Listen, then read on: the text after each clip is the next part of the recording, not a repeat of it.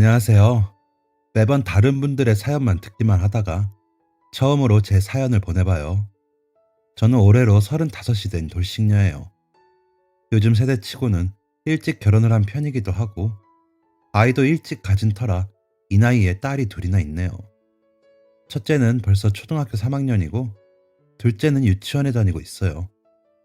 지난 1, 2년간은 시국이 시국인지라 두 아이를 데리고 혼자 집콕을 하느라 꽤 고생을 했었는데 그래도 이제 개학도 하고 유치원도 다시 수업을 재개해서 요 며칠은 나름대로 여유를 즐기고 있네요.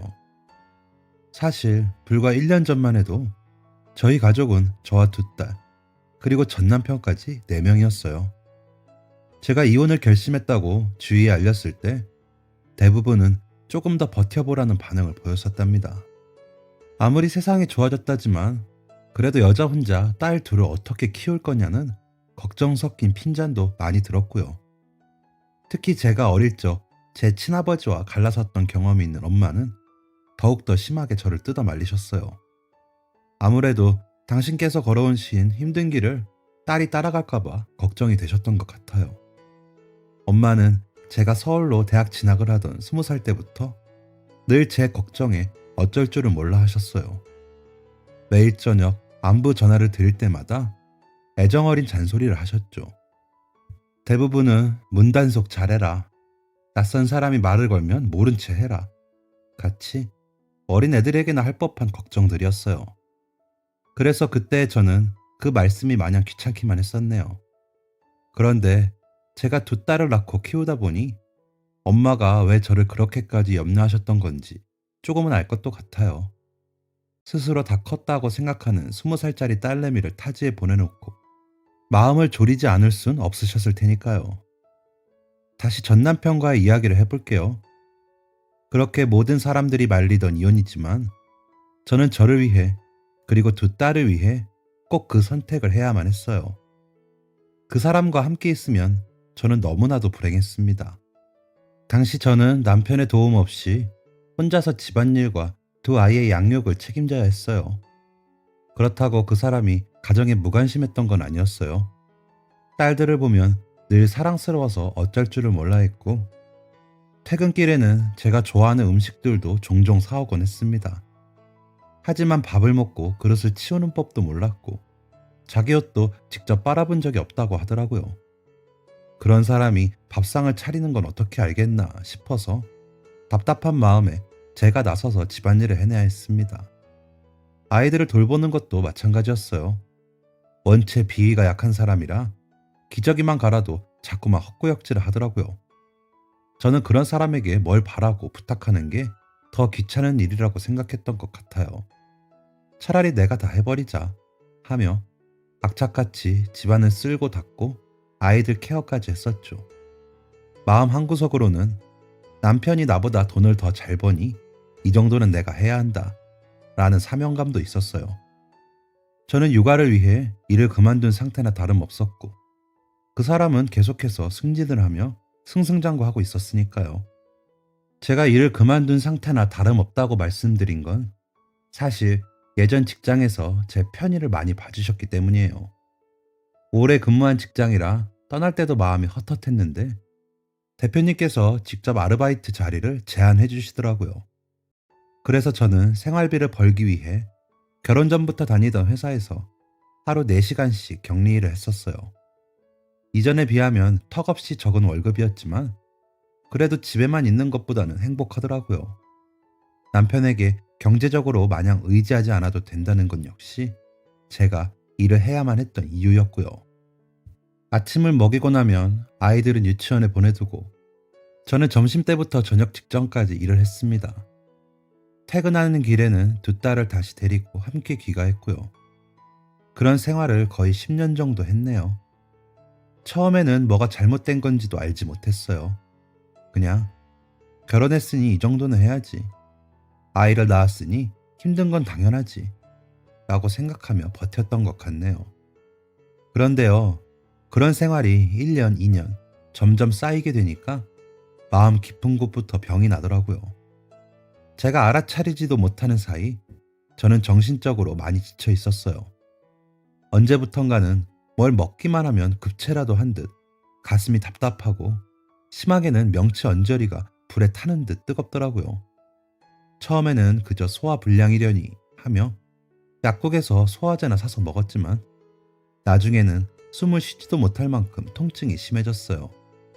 내과를 찾아가 내시경도 찍어보고 혹시 더 큰 병일까 걱정이 되어 흉부 엑스레이까지 살펴봤죠. 그런데 사진상으로는 이상이 하나도 없다는 말만 돌아오더라고요. 아픈 몸도 몸이었지만 마음이 너무 답답해서 견디기가 힘들었어요.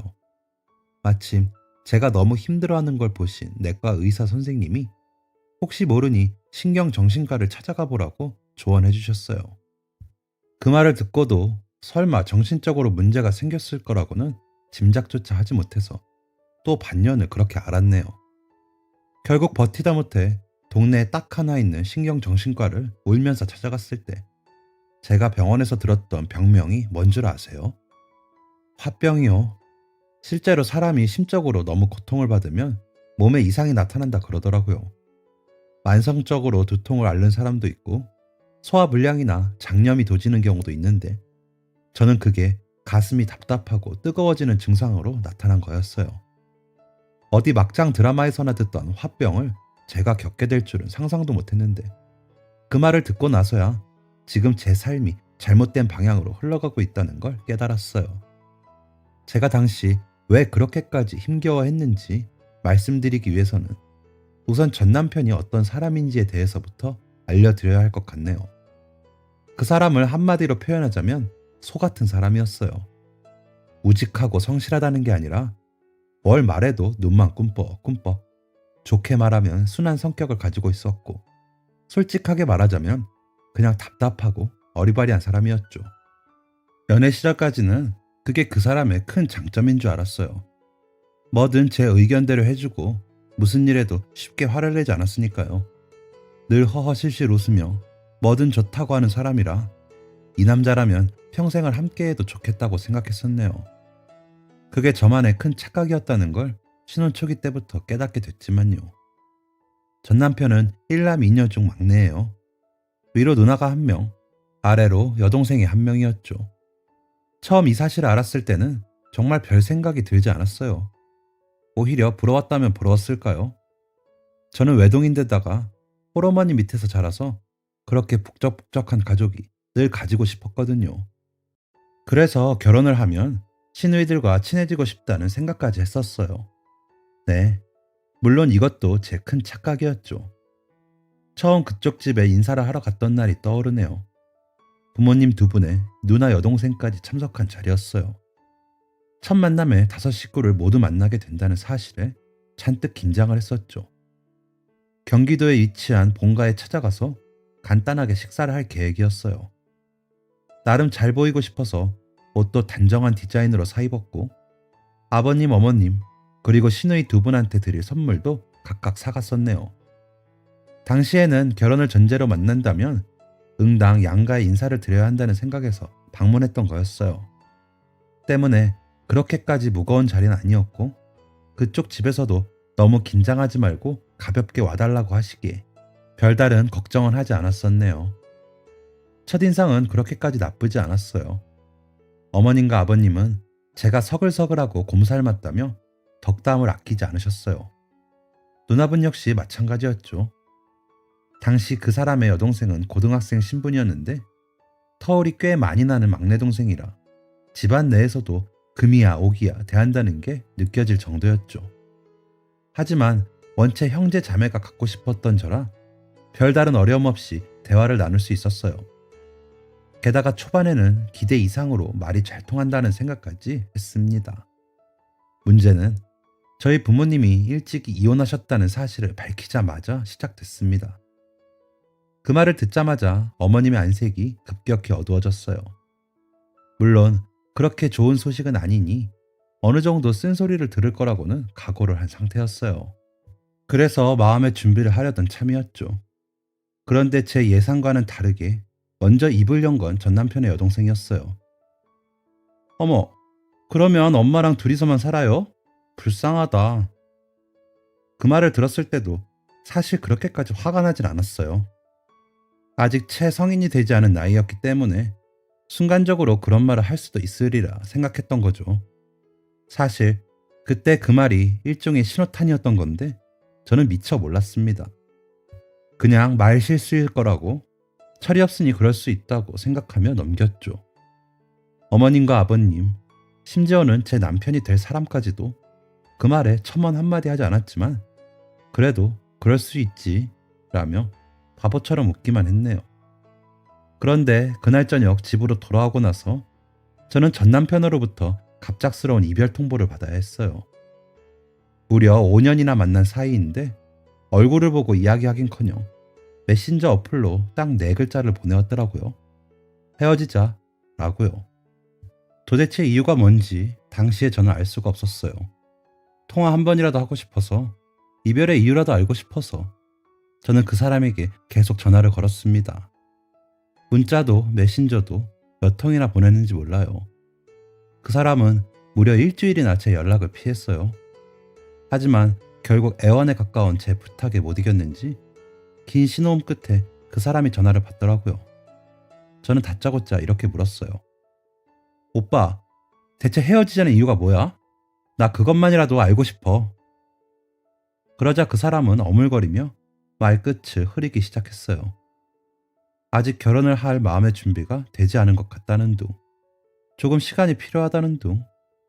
그 말을 듣고 있자니 점점 답답함이 쌓이는 기분이 들더라고요. 그래서인지 저도 모르게 목소리가 커졌어요. 자꾸 말 돌리지 말고 그냥 말해. 내가 그날 뭐 잘못한 거라도 있는 거야? 그제서야 그 사람은 작은 목소리로 이렇게 대답했어요. 아니, 우리 부모님이 너를 마음에 안 들어 하시네. 오빠 부모님이 나를 마음에 안 들어 하신다고? 응. 또다시 속이 터질 것 같은 대화가 오고 갔어요. 제 잘못인지 묻는 저에게 그 사람은 연신 아니라는 말만을 반복할 따름이었습니다. 인내심의 한계를 느낀 저는 결국 이렇게 소리칠 수밖에 없었어요. 헤어져 줄 테니까 제대로 된 이유나 좀 알자고. 내가 잘못한 게 아니면 뭔데? 그 뒤로 이어진 대답은 가히 충격적이었습니다. 너희 부모님이 일찍 갈라선 게 마음에 안 드신대. 너랑 결혼하면 나도 그렇게 될 것 같다고. 이건 나중에 알게 된 사실이지만 전 남편이 전해준 이야기는 실제로 시어머님이 말씀하신 것의 절반도 채 담지 못한 수준이었어요. 그분은 제가 홀어머니 밑에서 뭘 배우며 컸겠냐며 분명 여기저기 흘리고 다닐 줄이나 알지 제대로 된 아내 도리를 하지 못할 거라고 말씀하셨대요. 저희 엄마는 이혼 후 혼자 힘으로 저를 키우기 위해 최선을 다하셨어요. 그 과정에서 절대 부끄러운 일을 하지 않으셨다는 걸 저는 분명히 알고 있습니다. 몸과 마음이 고된 일을 도맡아 할지언정 절대 남에게 피해를 주거나 부정한 방법으로 돈을 버신 적이 없는 분이세요. 매일 식당에 나가 일을 하셨고 일주일에 사흘 정도는 용역 일을 받아 가정집에 방문하여 청소를 대신 해주시기도 했습니다. 이건 결혼 이후의 일이지만 시어머니께서는 저희 엄마의 직업을 듣자마자 코웃음을 치신 적도 있대요. 그래, 정말 남 부끄럽지 않은 직업이구나. 그 뒤로 작게 이어지는 혼잣말. 참나, 파출부 딸이 며느리라니. 내 팔자도 참. 그런 말들은 하나같이 비수처럼 제 가슴에 박혔습니다.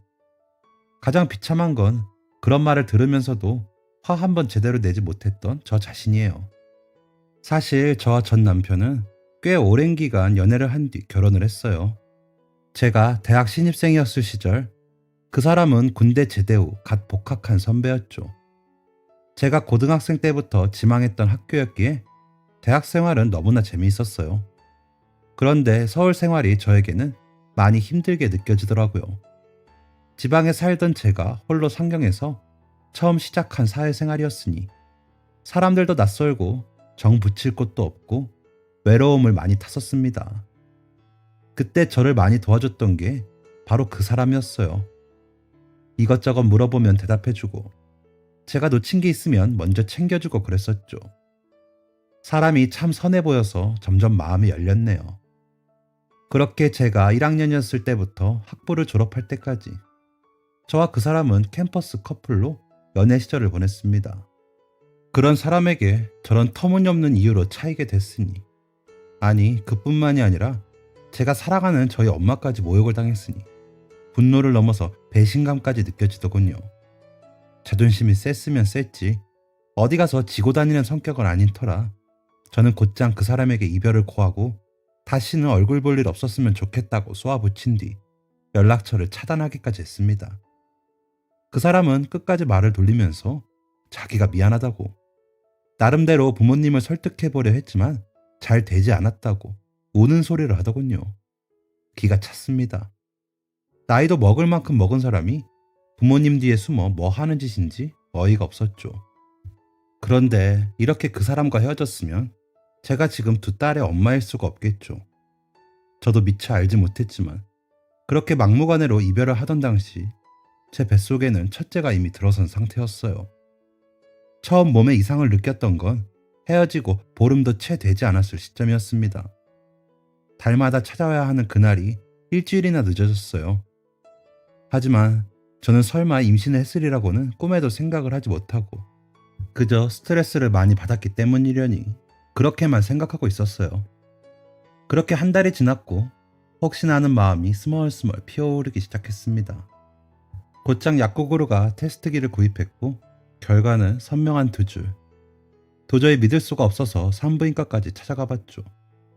아직 태동을 들을 수 있을 만큼 아이가 자란 건 아니지만 분명 자리를 잡고 있다고, 조금만 더 시간이 지나면 심장 소리까지 선명하게 들릴 거라고.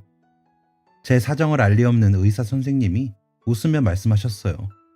그리곤 축하한다는 인사까지. 병원에서 나온 뒤 어떻게 집으로 돌아왔는지는 채 기억조차 나지 않아요. 그 상태로 일주일간 자취방에 처박혀 눈물만 흘렸던 것 같아요. 도저히 회사에도 나갈 수가 없어서 병가를 냈고 그저 망연자실한 채로 하루 종일 누워만 있었네요. 그때 가장 절실하게 떠올랐던 말은 저희 엄마가 입버릇처럼 하셨던 "네 몸은 네가 잘 간수해야 한다" 였어요. 엄마는 18 어린 나이에 저를 가지셨거든요. 고등학교도 채 졸업하지 못한 채 혼인신고부터 부랴부랴 해야만 했대요. 당시에는 미혼모에 대한 인식이 너무나도 좋지 않았기 때문에 엄마와 외할머니 그리고 외할아버지는 거의 죄인처럼 납작 엎드리며 친가가 바라던 것들을 다 들어줘야만 했다는 이야기도 들었죠. 저는 제 친아버지 얼굴은 사실 기억조차 나지 않지만 엄마가 해주신 말씀을 듣고 나서는 그분을 만나보고 싶다는 생각도 해본 적이 있어요. 제가 엄마의 뱃속에 있었을 때마저 그분은 엄마께 손을 올렸다고 해요. 그 외에도 늘 사람을 무시하는 듯한 태도였고 제가 딸이라는 걸 알고 난 뒤부터는 저에 대해서까지 심한 말씀을 서슴지 않으셨다고 들었어요. 외조 부모님도 그분에 대해서는 입에도 올리고 싶지 않아 하시니 말은 다 한 거죠.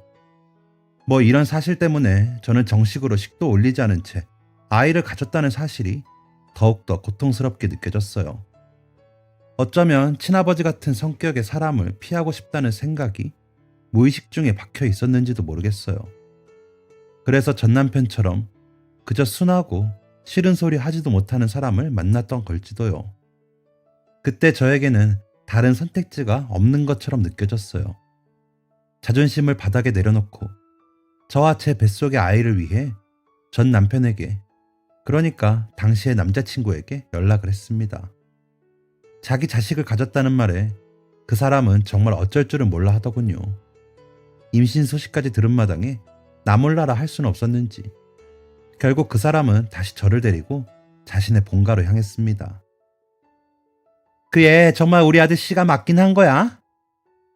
그 사람의 어머니가 저를 다시 보자마자 하셨던 말이에요. 그때 그 말투, 저를 경멸하는 듯한 눈빛까지 저는 평생 잊지 못할 것 같아요. 매번 부모님의 말이라면 갈대처럼 휘둘렸던 그 사람도 그 말을 듣고서는 소리를 버럭 지르더라고요. 그렇게 말씀하시는 법이 어디 있냐고. 홀몸도 아닌 사람에게 너무하다고 제 편을 들어주는 그 사람이 당시에는 너무 고마웠습니다. 그저 유순하게만 했던 아들이 언성을 높이자 어머님도 당황스러우셨나 봐요. 그리고 그 사람을 데리고 엄마가 계신 고향으로 내려갔던 날 저는 눈물을 보이지 않기 위해 노력해야만 했어요. 간만에 보는 엄마는 더 야위어 있었고 그 와중에도 제 얼굴이 상했다며 연신 속상하다는 말씀만 반복하셨거든요. 엄마는 그 사람이 온다는 소식에 이것저것 장을 봐서 한상 가득 음식을 차려 드셨어요. 엄마가 평소 관절염으로 고생하신다는 걸 알던 저라 간만에 먹는 엄마표 음식들이 반갑기보다 슬프게 느껴지더라고요. 뭘 이렇게 많이 준비했냐고 흘리듯 말씀드리자 엄마는 아이고 많긴 뭐가 많아 예비 사위가 오신다는데 이걸로 되려나 모르겠네 하며 너스레를 떠셨습니다. 그러면서 제가 좋은 남편감을 만난 것 같다 기쁘시다며 그 사람에게는 고맙다는 말을 하셨어요. 혼자 서울에 보내둔 딸이었는데 잘 챙겨준 게 고맙다고요. 제가 이렇게 착한 남자를 만난 걸 보니 이제야 마음이 놓인다고 그렇게 말씀하셨죠. 환하게 웃는 엄마의 얼굴을 보면서 저는 자꾸만 눈물이 차올라 이를 악물어야 했습니다. 그렇게까지 행복해하는 엄마께 차마 임신 사실을 말씀드리지는 못하겠더라고요. 돌아가고 나서 전화로 말씀드려야 했습니다. 엄마는 한참을 아무 말 없으셨지만 이미 벌어진 일을 후회하면 뭐하겠냐고 앞으로 잘 살 생각하라고 하시더라고요. 그렇게 식을 올리고 혼인신고까지 한 뒤 시댁의 무시는 점점 더 심해졌어요. 그리고 더욱더 노골적인 수준으로 변해가기 시작했죠. 명절 때마다 저는 연휴 첫날부터 마지막 날까지 시댁에 머물러야 했어요. 그 덕에 결혼 생활 중 엄마를 찾아뵌 명절은 손에 꼽을 정도네요. 시어머니는 오랜만에 보는 아들에게 밥이라도 잘 먹여야겠다며 계속해서 요리를 하셨습니다. 저 역시 그 옆에서 일을 거들었고요. 어머니는 제가 칼질을 하면 하는 대로, 설거지를 하면 그것도 그것대로 언짢아하셨어요. 너 집에서 얼마나 놀기만 하길래 도통 요리 실력이 늘질 않니? 하며 혀를 쯧쯧 차시던 얼굴이 아직도 선명하게 기억이 나네요. 식사 시간 이후 가족끼리 둘러앉아 과일이라도 먹을 때면 대화의 주제는 항상 저희 집안 이야기였어요. 아빠 얼굴은 기억나냐? 엄마는 아직도 파출부 일을 하시냐? 친정에 돈은 얼마나 붙이냐? 뭐 이런 것들요. 그런 모욕을 당하면서도 제가 말 한마디 제대로 하지 못했던 이유는 결혼 당시 시댁에서 금전적 지원을 많이 해주셨기 때문이었어요. 회사 생활을 하며 학자금 대출을 갚고 있던 저는 결혼 자금이라는 걸 전혀 갖고 있지 않은 상황이었거든요. 그렇다고 하루 벌어 겨우 하루를 버티는 엄마께 손을 벌릴 수도 없는 노릇이니 자연스레 경제적인 부담은 모두 남편 쪽에서 지게 됐죠. 그때는 그게 미안하기도 하고 부끄럽기도 해서 시댁에 가면 그저 허허실실 미소만 지으며 화를 삭혔습니다. 그렇게 버티던 저지만 병원에서 화병에 걸렸다는 이야기를 듣고 나니 이건 아니다 싶더군요. 그제야 제 자신이 가엾게 느껴졌어요. 그리고 이 못난 딸내미 때문에 사돈 집에서까지 무시를 당해야 했던 엄마께도 죄송한 맘 가득했죠. 그때 제가 결심했던 게 뭔 줄 아세요? 시댁에 빌렸던 결혼 자금을 모두 갚자였어요.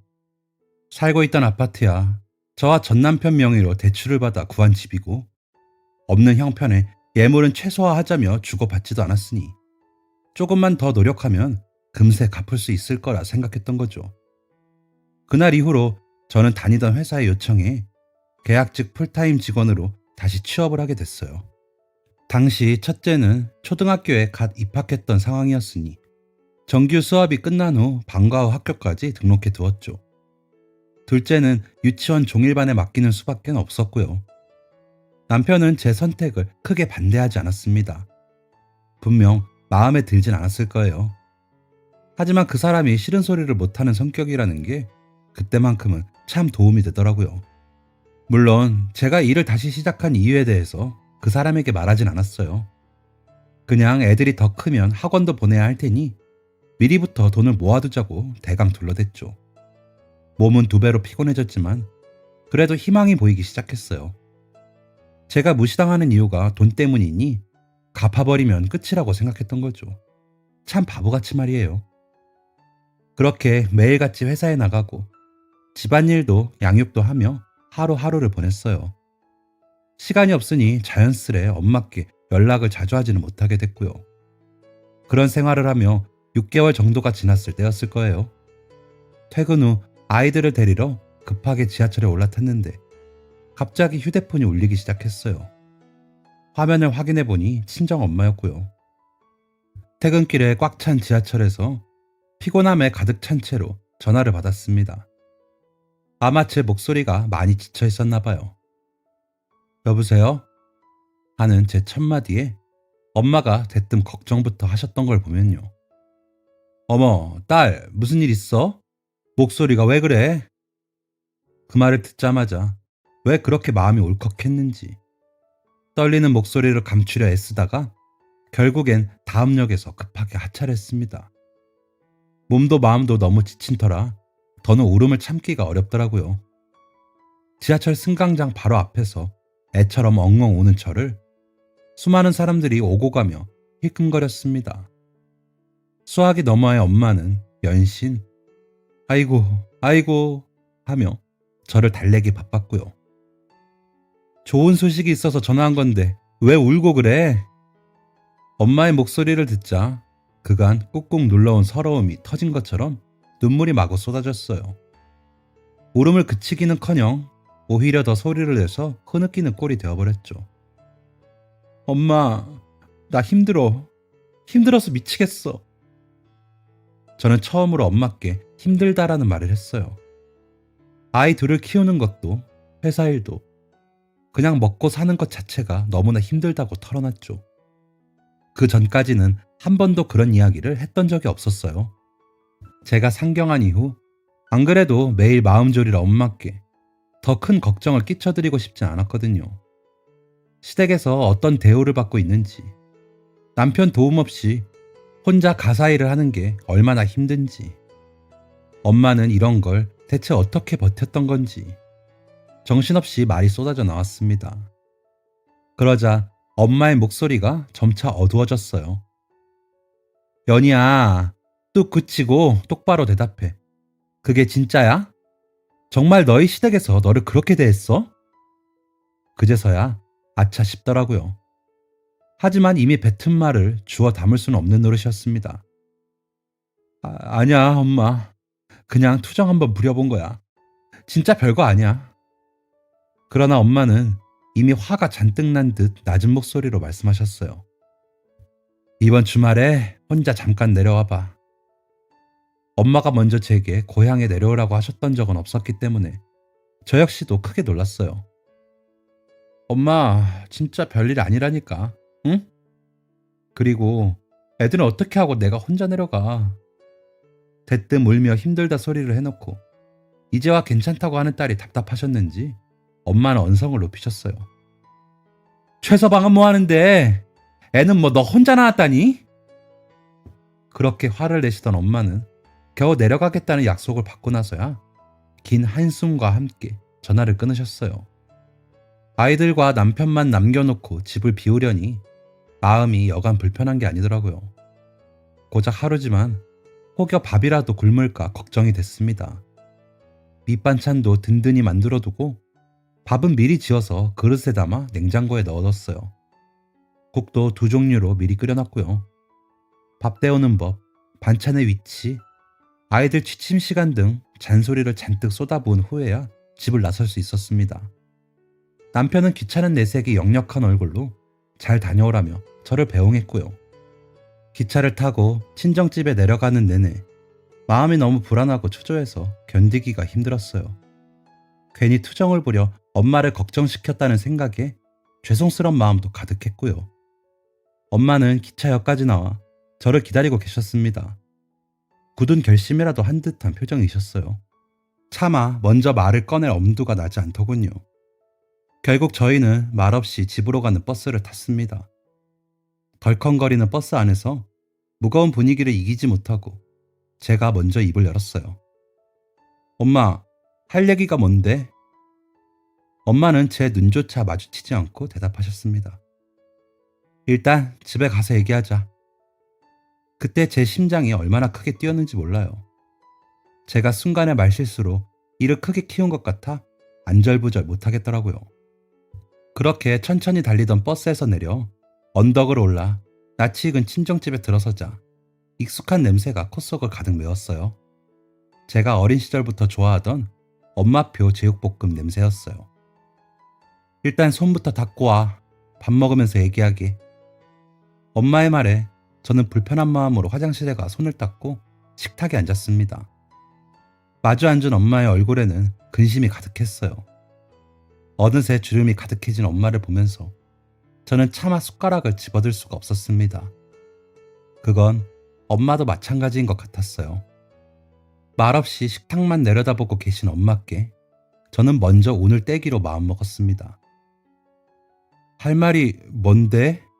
엄마, 나 걱정돼서 그러는 거지? 그럴 필요 없어. 나 진짜 괜찮다니까? 엄마는 다시금 한숨을 푹 내쉬더니 결연한 눈빛으로 제게 말씀하셨어요. 너희 아빠랑 갈라설 때 그 양반이 위자료랍시고 준 게 뭔 줄 아니? 예기치 못한 대화 주제에 저는 그저 멍하니 고개를 저을 뿐이었습니다. 맹지, 너 어릴 때 엄마랑 차 타고 한번 가본 적 있어.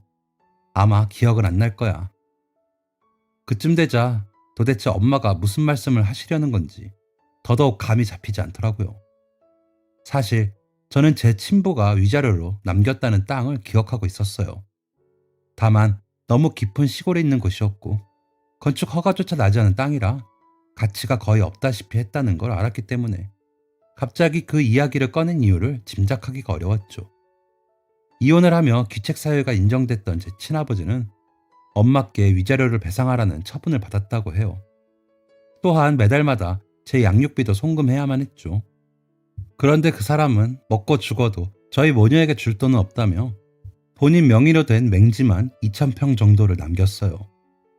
그 뒤론 연락도 채 닿지 않았으니 엄마는 양육비도 없이 혼자 힘으로 저를 키우셔야 했던 거고요. 기억나. 그 땅. 근데 갑자기 왜? 저의 질문에 엄마는 천천히 입을 여셨어요. 그 땅 사겠다는 사람이 생겼어. 너무 놀란 저는 입을 떡 벌리고 되물었습니다. 그 맹지를? 왜? 그도 그럴 게 2,000평이나 되는 땅이었지만 가치로 따지자면 1,000만 원도 되지 않는 금액이었거든요. 그 땅을 팔아보려고 엄마가 여기저기 정보를 알아보신 적이 있었는데 그 정도면 중개사에 지불해야 하는 금액이나 세금 등 부가적으로 나갈 돈이 더 많아서 배보다 배꼽이 큰 격이라는 말을 듣고 포기하셨던 기억도 있고요. 그런데 갑자기 그 땅을 사겠다는 사람이 나타났다니 그야말로 의아할 따름이었습니다. 국도가 들어선다더라고. 못해도 평당 150은 받을 수 있을 것 같아. 연희야, 엄마가 그 땅 팔 때니까 그걸로 너의 시댁의 진빚 갚아. 알겠지? 엄마의 눈빛에는 결연한 의지가 깃든 것처럼 보였어요. 너무나 갑작스러운 이야기에 그리고 엄청난 금액에 저는 입조차 뻥끗할 수가 없었습니다. 안 그래도 딸내미 시집 가는데 엄마가 해준 거 하나 없어서 늘 마음에 걸렸어. 그런데 사돈댁도 참 돈 몇 푼 가지고 사람을. 아무튼 그 돈 그거 그냥 줘버리자. 그러면 더 이상 말 안 나올 거야. 그제야 저는 그 상황을 천천히 이해할 수 있었어요. 됐어 엄마. 나 요즘 돈 잘 벌어. 내가 해결할 수 있... 해결은 무슨 해결을 해 네가. 아직도 모르겠어? 그건 네가 진 빚이 아니야. 딸내미 시집 보내면서 변변찮은 예물 하나 못 해준 엄마가 진 빚이지. 그러니까 너는 그냥 엄마가 하라는 대로만 해. 마냥 단단한 것 같았던 엄마의 눈빛이 조금씩 흔들리기 시작했어요. 목소리도 잘게 떨리더니 결국 엄마의 눈에도 눈물이 고이기 시작했습니다. 그날 저희 모녀는 서로를 부둥켜 안고 엉엉 울기만 했어요. 다음날 둘 다 퉁퉁 부은 눈으로 일어난 건 당연한 일이었고요. 혼자 기차를 타고 다시 서울로 올라가는 길에 제 머릿속은 온갖 생각으로 복잡할 따름이었어요. 정말 엄마의 돈을 받는 게 맞나? 그런 마음이 들었죠. 그런데 현관문을 열고 들어서는 순간 그 생각들은 모두 흩어져 사라졌어요. 아이들 장난감이며 먹고 남은 배달 음식 쓰레기들로 난장판이 되어 있는 집을 치우느라 정신이 없었거든요. 전 남편은 울상이던 얼굴로 당신 없으니까 너무 힘들더라. 난 진짜 집안일에 소질이 없나 봐. 하며 울고 있는 둘째를 저에게 떠넘기듯 안겼고요. 아이들을 겨우 재우고 그나마 원래 모습을 되찾은 집을 바라보다가 문득 이렇게는 안 되겠다는 생각이 들었어요. 뭘 잘못한 것도 아닌데 주눅들어 사는 제 모습이 스스로 창피하게 느껴졌거든요. 복잡한 심정으로 안방에 들어가자 남편은 침대에 누워 휴대폰을 만지고 있더군요. 어? 오늘은 애들 방에서 안 자? 전 남편이 저를 힐끗 보며 물었습니다. 응, 당신한테 할 말도 있고. 둘째가 태어난 후 따라서 투정이 늘어난 첫째 때문에 저는 늘 두 딸이 잠든 방바닥에 요를 깔고 잠에 들어야 했거든요. 때문에 제가 잘 시간에 안방에 들어왔다는 것만으로도 그 사람은 뭔가 이상한 기색을 눈치챈 듯 보였어요. 할 말? 뭔데 그래? 천천히 몸을 일으키는 그 사람에게 저는 결혼 당시 시댁에서 보태주셨던 돈을 갚고 싶다고 말했어요. 그 사람은 굳이 그럴 필요가 어디 있냐며 무리해서 그러지 않아도 된다고 하더군요. 게다가 가족끼리 돈을 갚고 말고 하는 게 말이 다 되냐고 덧붙이기까지 했어요. 제가 어떤 꼴을 당하고 있는지 두 눈으로 똑똑히 본 사람이 그렇게 말하자 어이가 없었네요. 무리하는 거 아니야. 친정집에 돈이 좀 생겨서 그래. 그동안 나 시댁 갈 때마다 마음이 너무 불편했어. 늦게라도 갖고 싶어. 제 말을 듣고는 그 사람의 눈이 휘둥그레졌어요. 돈? 돈이 어쩌다가 생겼어? 그래도 남편이라고. 저는 그 사람에게 모든 전후 사정을 설명해줬어요. 친부가 남긴 땅이며 도로가 날 거라는 이야기까지 전부요. 그 사람은 어안이 벙벙한 듯 나지막히 그래 하고 대답하더니 당신이 편한 대로 해 그럼 하곤 더 이상 말이 없더라고요. 시댁에서 전화가 걸려온 건 바로 다음 날 오전이었어요. 아이들을 각자 유치원과 학교에 보내두고 회사에서 일을 하고 있는데 갑자기 시어머니가 전화를 하셨더라고요. 돈 때문인가 싶은 마음에 서둘러 밖으로 나온 뒤 전화를 받자 수화기 너머로 어머니 목소리가 들려왔어요. 그런데 뭔가 이상했습니다. 원래라면 왜 이렇게 전화를 늦게 받느냐며 핀잔을 주셨을 어머님이 마치 첫 인사를 갔던 그날처럼 다정하게 인사를 건네셨거든요. 응, 연희야, 아가. 내가 너무 갑자기 연락한 건 아닌가 싶네. 잠깐 시간 괜찮니? 순간 무언가 단단히 잘못됐다는 생각이 들더라고요. 괜찮아요, 어머님. 무슨 일 있으세요? 예상하셨겠지만 전화를 건 이유는 제가 전날 남편에게 이야기했던 땅값이었어요. 돈을 갚겠다는 이야기를 들었다며 굳이 그럴 필요가 어디 있냐고. 딸 같은 며느리한테 돈을 어떻게 받냐고. 사근사근한 목소리로 그렇게 말씀하시는데 온몸에서 소름이 오소소 돋더라고요. 다른 목적이 있는 게 분명하다는 예감이 들었어요. 그리고 그 예감은 틀리지 않았습니다. 그래도 내 마음이 영 불편하면 있지? 네 막내 신우이가 이번에 재수를 하잖니? 얘가 다니고 싶은 학원이 있다는데 네가 그걸 좀 보태주는 건 어떨까 싶은데. 그리고 나 아이 만나러 반찬 싸들고 다니려면 차도 좀 필요하고 라며 운을 띄웠습니다. 당시 신우이는 세 번째 수능을 준비하던 차였어요. 학원비며 교재비 때문에 돈이 꽤 나간다는 이야기를 익히 들어 알고 있었죠. 이왕 갚기로 한 돈이니 우선 얼마 정도로 예상하시냐며 물었습니다. 그리고 돌아온 대답은 기가 막혔죠. 대치에 있는 기숙학원이라 생활비랑 수업료를 따로 받는다네. 그래도 달에 500 정도면 충분할 것 같아. 어떠니? 괜찮지? 아가? 그리고 차 그까짓 거는 일시불로 사줄 형편 되잖아. 이자 받는 셈 치고 이 정도면 싸지. 안 그래? 달에 500만 원. 당시가 1월이었으니 적어도 10번의 학원비를 납부해야 한다는 이야기였죠.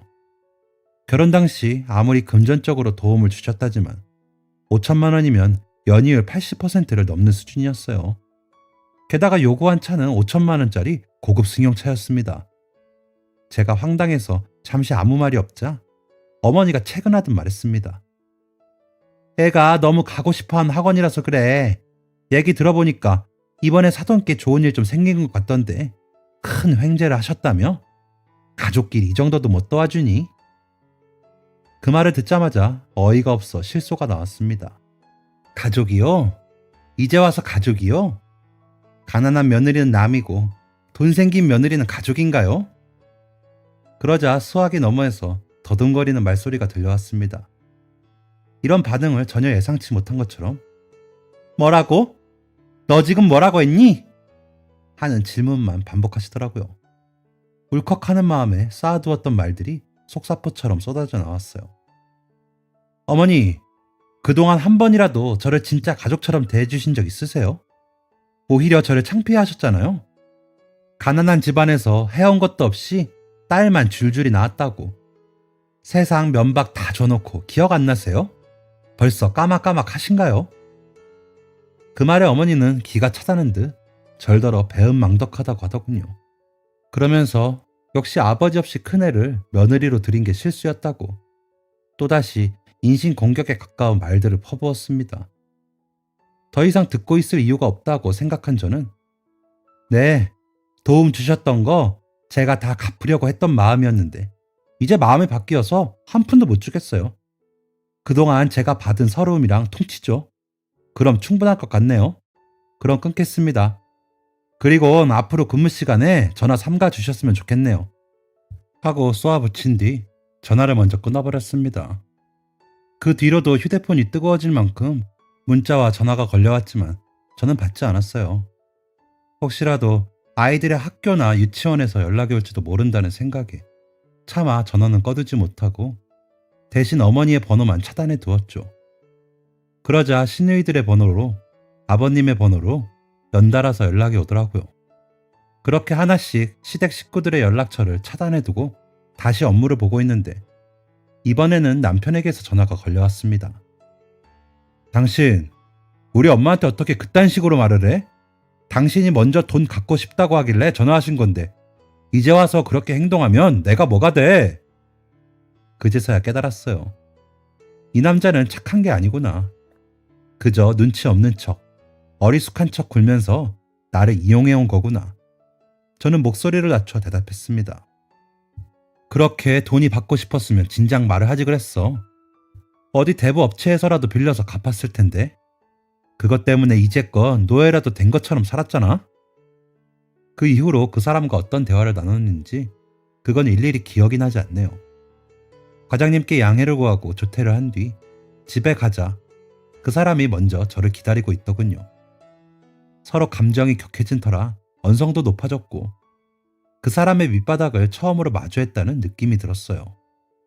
그 대화가 오고 간 뒤 채 한 달도 지나지 않아 저는 그 사람과 이혼 절차를 밟기 시작했습니다. 두 딸의 양육권을 가져오느라 고생을 하긴 했지만 솔직히 후련하다는 마음이 더 컸어요. 법원 판결상 오히려 그 사람이 저에게 매달 양육비를 보내줘야 하는 상황이 됐지요. 그리고 지긋지긋한 그 집안과의 인연을 정리해버렸습니다.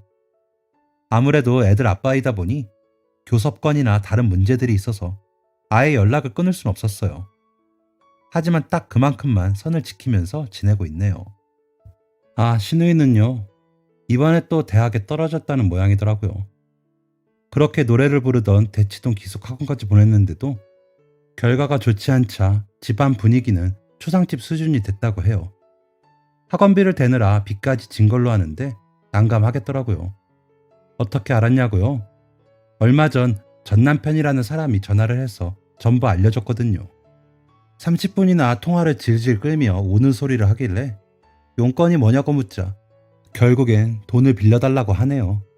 갚기로 한 만큼이라도 주는 게 도리 아니냐고. 한때 한 집에서 살았는데 이렇게 매정하게 굴 순 없는 거라고.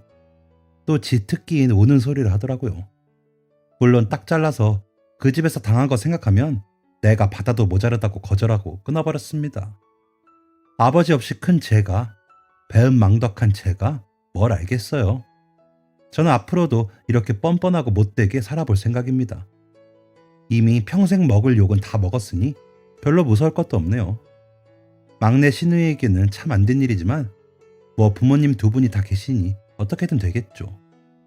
저는 이제 제 자신과 사랑스러운 두 딸 그리고 제 엄마만을 위해 살 거예요.